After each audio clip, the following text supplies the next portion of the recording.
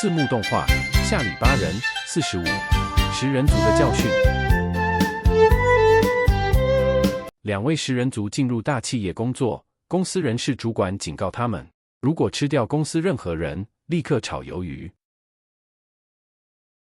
2个月过去了，算是平安无事。人事主管正松一口气，警卫突然发现公司清洁阿姨竟不见了。两位食人族被人事主管当场开除。他俩悻然抱着纸箱出了公司大门。年长的食人族对年轻的告诫说：“我一直警告你，不要吃有干活的人。这2个月我们吃遍主管，包括乡里、协理、经理，甚至吃到副理都没人发现。